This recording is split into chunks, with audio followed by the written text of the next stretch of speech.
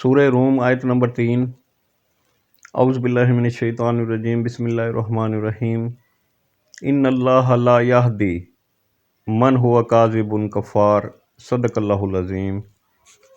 بے شک اللہ اس شخص کو جو جھوٹا ناشکرا ہے ہدایت نہیں دیتا۔ کفر کرنے والے کو اور کاذبن جھوٹے کو اللہ تعالیٰ ہدایت نہیں دیتا۔ سورہ نساء آیت نمبر 168 168۔ اعوذ باللہ من الشیطان الرجیم، بسم اللہ الرحمن الرحیم۔ ان الذین کفروا وظلموا لم یکن اللہ لیغفر لہم ولا لیہدیہم طریقا۔ ترجمہ: جن لوگوں نے کفر کیا اور ظلم کیا انہیں اللہ تعالیٰ ہرگز نہ بخشے گا اور نہ انہیں کوئی راہ دکھائے گا۔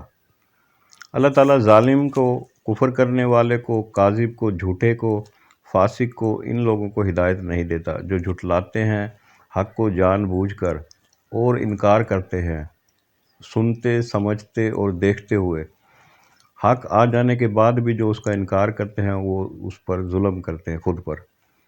تو ظالم کو، کفر کرنے والے کو، جھوٹے کو، ان لوگوں کو اللہ تعالیٰ ہدایت نہیں دیتا۔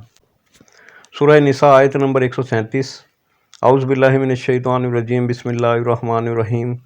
ان الذین آمنوا ثم کفروا ثم آمنوا ثم کفروا ثم ازدادوا کفرا لم یکن اللہ لیغفر لہم ولا لیہدیہم سبیلا، صدق اللہ العظیم۔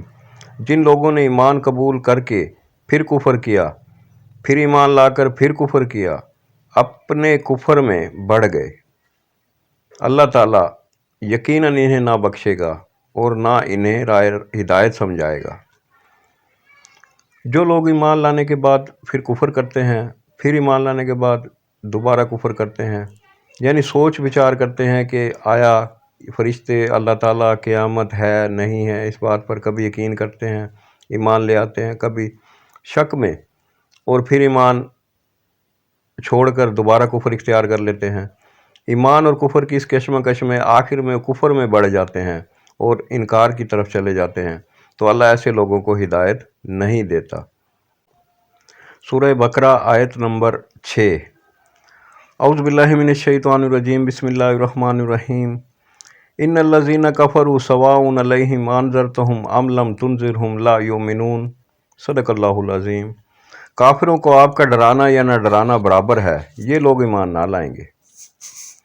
جو لوگ کفر کرتے ہیں اور اللہ تعالیٰ کا انکار کرتے ہیں، اللہ کے کلام کا، تو اللہ تعالیٰ ان کو ہدایت نہیں دیتا۔ پہلے ان کو حق واضح ان پہ کیا جاتا ہے، انسان اپنی عقل و شعور کو استعمال کرتے ہوئے یہ فیصلہ خود کرتا ہے آیا کہ یہ سچ ہے، حق ہے۔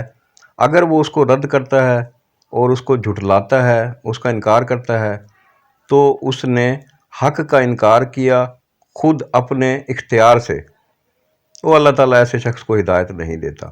اگر وہ اسے قبول کرتا ہے، ایمان لے آتا ہے، تو اللہ تعالیٰ اس کو مزید ہدایت دیتا ہے۔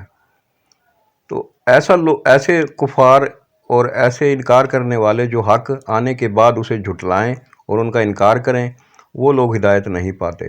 ان کے لیے پھر برابر ہے، ان کو واعظ و نصیحت کریں، ڈرائیں نہ ڈرائیں، وہ ایمان نہیں لائیں گے۔